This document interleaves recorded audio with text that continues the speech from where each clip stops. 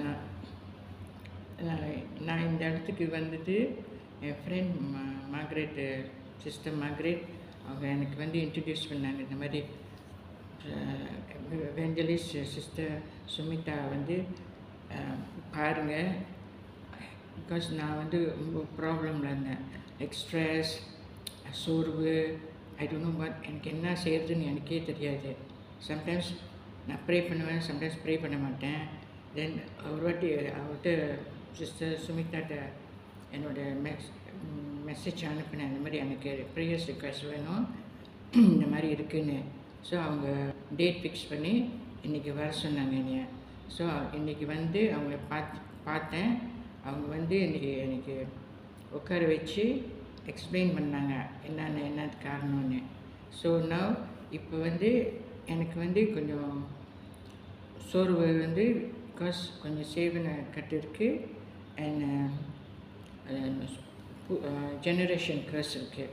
So she ask me to அதெல்லாம் explain பண்ணிவிட்டு அப்புறம் அவங்க என்னை ஒரு இடத்துல உட்கார வச்சு பைபிள் கொடுத்து கையில் கண்ணை மூடி சொன்னாங்க. கண்ணை மூடிட்டு தென் அவங்க ப்ரேயர்ஸ் சொல்லிக்கிட்டே இருக்காங்க. I just listen to her prayers. அப்போ I feel everything is dark. எல்லாமே கருப்பாக போச்சு, ஒரு ஒளி மாதிரி. Then I can see a small eye only, that's all. வேறு ஒன்றும் பார்க்க முடியல என்னால். அப்புறம் என் உடம்பெல்லாம் என் ஃபோர்ஹெட் வந்து பாரமாக போச்சு.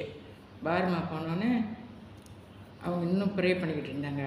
அப்போ தான் I feel something inside my body. And அவங்க வந்து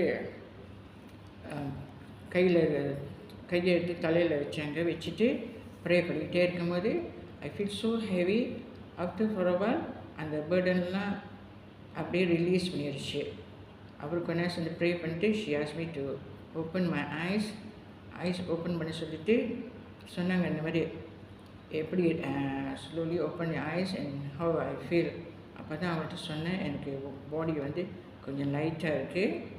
தென் after that she said okay.